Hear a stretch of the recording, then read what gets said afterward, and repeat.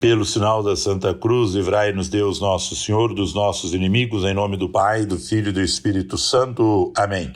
Programa do dia 24 de fevereiro de 2023, sexta-feira, depois das cinzas. Irmãos e irmãs, rezemos para que todos os nossos atos e exercícios de piedade quaresmal nos aproximem de Deus e do nosso próximo. Vamos ouvir a proclamação do Evangelho de São Mateus, capítulo 9, versículos de 14 a 15. O Senhor esteja convosco, Ele está no meio de nós. Proclamação do Evangelho de Jesus Cristo, segundo São Mateus. Glória a vós, Senhor. Naquele tempo, os discípulos de João aproximaram-se de Jesus e perguntaram: por que razão nós e os fariseus praticamos jejuns, mas os teus discípulos não? Disse-lhes Jesus: por acaso os amigos do noivo podem estar de luto enquanto o noivo está com eles? Dias virão em que o noivo será tirado do meio deles. Então sim, eles jejuarão. Palavra da salvação, glória a vós, Senhor. No Evangelho de Mateus, os discípulos de João jejuavam como prática de conversão na expectativa da vinda do Messias, portanto em vista do futuro. Os fariseus jejuavam para cumprir minuciosamente os mandamentos da lei, portanto em vista do passado. Jesus é o noivo. Enquanto Jesus está junto com os discípulos, eles não jejuam, festejam. Mas quando for tirado, alusão à sua morte, ressurreição, ascensão e parousia, os discípulos jejuarão, farão a penitência do jejum na esperança de sua vinda futura. Jejuarão como desejo de conversão para encontrá-lo na justiça, por ocasião de seu retorno glorioso. Nós estamos neste tempo da esperança de que o Senhor, que já vive entre nós, voltará glorioso. Jejuamos com o objetivo de nos aproximar de Deus pelo autodomínio, mas acima de tudo como forma de nos converter ao Evangelho. O profeta Isaías, na primeira leitura de hoje, Isaías 58, de 1 a 9, apresenta qual o jejum que agrada a Deus e assim deve ser praticado pelos cristãos: quebrar as cadeias injustas, desligar as amarras do jugo,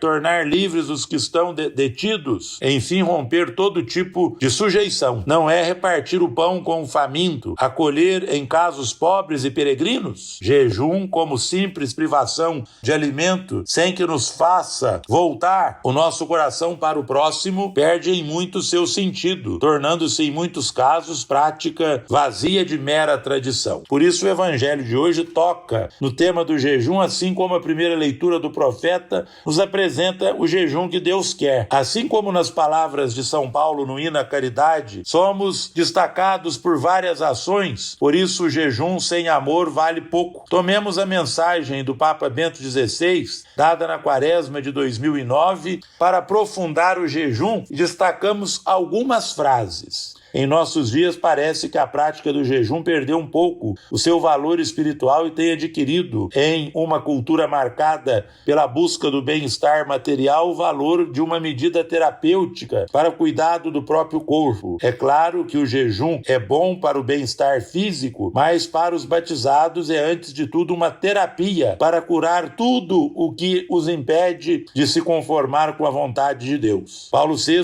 identificou a necessidade de colocar o jejum no contexto do chamado a cada cristão, não para viver por si mesmo, mas para aquele que o ama e se entrega por ele, e para viver também para seus irmãos e suas irmãs. Que o nosso jejum quaresmal, então, torne-se base para a renúncia de prazeres e realidades ou realizações pessoais e caminho para um aproximar-se de Deus, servindo aos nossos irmãos e servindo às nossas irmãs. Quem jejua não fica mostrando para os outros. Por isso, no tempo de Jesus, existiam regras muito bem definidas em relação ao tipo de alimento que podia ser tomado, se era puro ou impuro, e os lugares e as pessoas com quem se podia compartilhá-lo. O jejum também tinha regras muito definidas, como sinal de solidariedade para alcançar uma cura, etc. Os discípulos de João estão ainda apegados à velha mentalidade pessimista da vida. Eles percebem que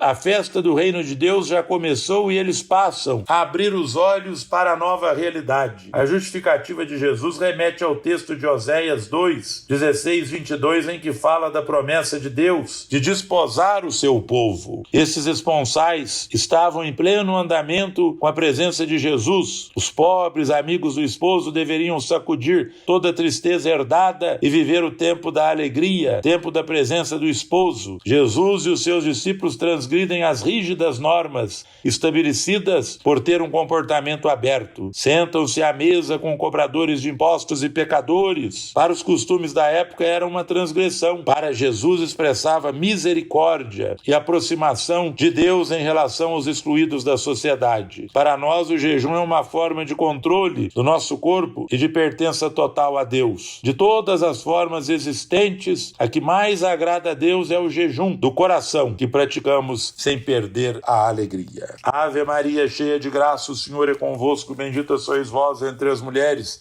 e bendito é o fruto do vosso ventre, Jesus. Santa Maria, Mãe de Deus, rogai por nós, pecadores, agora e na hora de nossa morte. Amém. Oremos, ó Deus, assistir com vossa bondade a penitência que iniciamos, para que vivamos interiormente as práticas externas da Quaresma. Por nosso Senhor Jesus Cristo, vosso Filho, na unidade do Espírito Santo. Amém. Dai-me, Senhor, a capacidade de viver o verdadeiro jejum que me leva a amar sempre mais o outro. O Senhor esteja convosco, Ele está no meio de nós. Abençoe-vos o Deus Todo-Poderoso, Pai, Filho e Espírito Santo. Amém.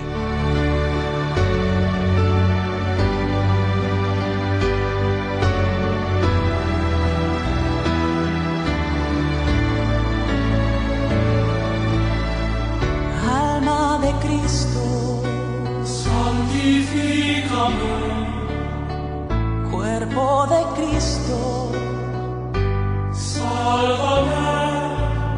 Sangre de Cristo, embriágame. Agua del costado de Cristo, lávame. Pasión de Cristo, confórtame. Oh buen Jesús, óyeme, y dentro de tus llagas, escóndeme, no permitas que me aparte de ti, del enemigo, defiéndeme.